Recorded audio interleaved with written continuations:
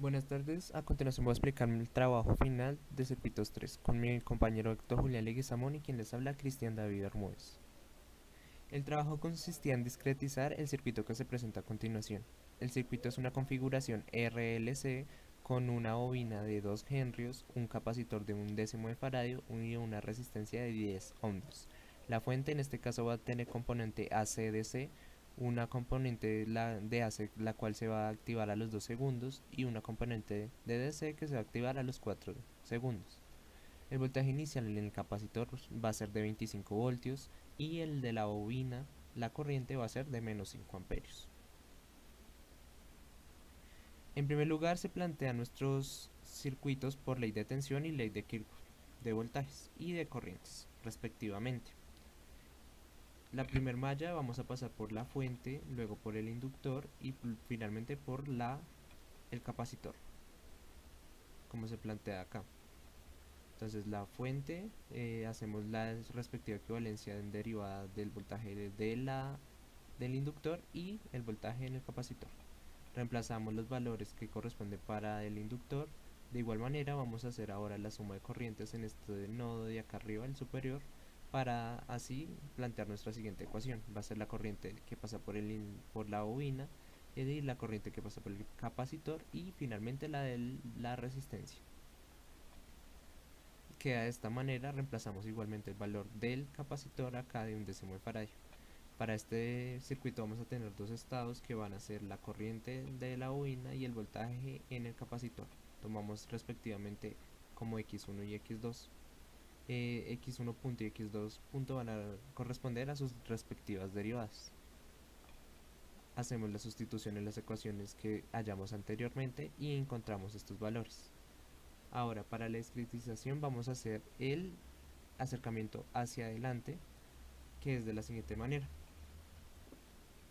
Planteamos acá la derivada en su forma de xk más 1, va a ser tanto para la corriente como para el voltaje. La representación va a tener en cuenta su estado actual por el delta de k y su estado en la función que hallamos aquí en la parte superior. Ahora, este planteamiento lo vamos a mandar al Octave para ver su comportamiento. Para la parte del código, lo que primero debemos hacer es definir ciertos parámetros, como son el delta de k y el t. En este caso vamos a implementar un delta de k de 10 milisegundos y un t de 100 para ajustar la proporción. ¿Esto por qué es importante? Esto es importante porque esto me va a determinar la cantidad de muestras que se van a implementar en la discretización. Para ello, a n le vamos a asignar el valor de t sobre de k. Posteriormente vamos a crear unos vectores que son los que nos van a guardar esta información o estas muestras que se están tomando, siendo x1 la corriente, x2 el voltaje y u el valor de nuestra fuente. Como necesitamos que estos vectores inicien en 0, aplicamos la función ceros a cada uno de estos vectores. Al igual que en el ejercicio planteado, tenemos una fuente que a los 2 segundos me va a generar una señal coseno y transcurridos 4 segundos se me van a agregar 50 de una fuente constante. Definimos las condiciones iniciales siendo menos 5 la corriente del inductor y 5 el voltaje del capacitor. Finalmente vamos a crear un ciclo por de k hasta n en donde vamos a colocar las ecuaciones dadas por nuestra discretización mostrada anteriormente para x1 y para x2. Por último, implementamos la función plot para graficar los distintos valores que querramos mostrar. Como podemos observar, nuestra fuente tiene un intervalo en el cual el valor es igual a 0 hasta alcanzar los 2 segundos. Al alcanzar los 2 segundos, va a empezar a oscilar de la forma coseno, alcanzando un valor de 100. Y posteriormente, al alcanzar los 4 segundos, la señal va a subir hasta llegar al 50 y va a permanecer oscilante en este valor de 50. De esta forma podemos comprobar que la fuente planteada en el ejercicio se comporta de la forma que debería, evidenciando así tres comportamientos diferentes. Ahora vamos a pasar a graficar el voltaje del capacitor. Como podemos observar, el voltaje inicia en 25, esto dadas las condiciones iniciales, y empieza a descargarse hasta llegar a 0. A los 2 segundos empieza a oscilar y transcurridos los 4 segundos va a aumentar su valor en 50 y va a permanecer oscilante en este valor. Esto debido a los parámetros dados por la fuente. Ahora pasamos a observar el comportamiento de la corriente. Para nuestra corriente, vemos que al igual que con el voltaje, inicia con un valor inicial de -5. Así empieza a reducirse este valor hasta alcanzar el 0. Luego empieza a oscilar, tal y como nos dice la fuente, y a los 4 segundos presenta una perturbación. Esta perturbación se debe al valor de 50 dado por la fuente, y luego vuelve a permanecer oscilante con su valor inicial. Para poder observar mejor esta gráfica de la corriente, lo que vamos a hacer es modificar los parámetros del delta de K para así aumentar la cantidad de muestras que se van a implementar a la hora de graficar. Listo, entonces para esto lo que hacemos es modificar nuestro delta de K a 80 milisegundos y un T de 400. Ejecutamos y como podemos observar, nuestra gráfica de la corriente se ve de una forma más detallada.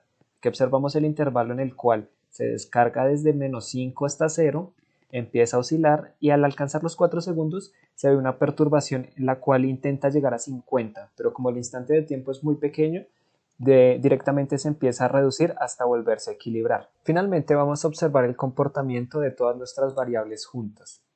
Entonces para ello vamos a utilizar la función holdOn para que se mantenga la gráfica anterior graficada y le asignamos colores a cada una de ellas. Ejecutamos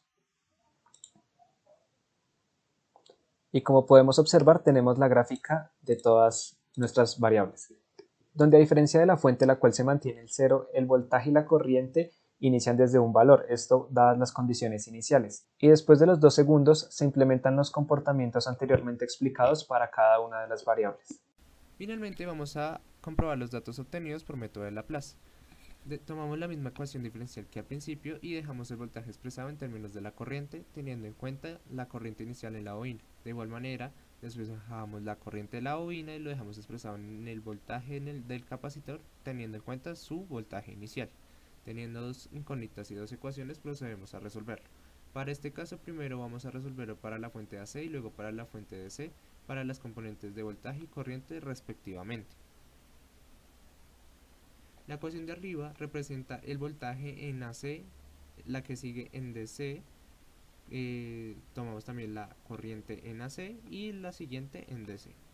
El resultado de la ecuación y de la gráfica va a ser la suma de ambas componentes.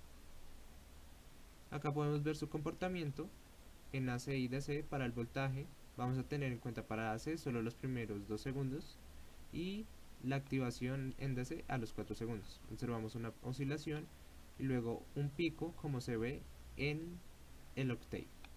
De igual manera para la corriente, teniendo en cuenta su corriente inicial, su oscilación, su pico y su oscilación final para la componente DC.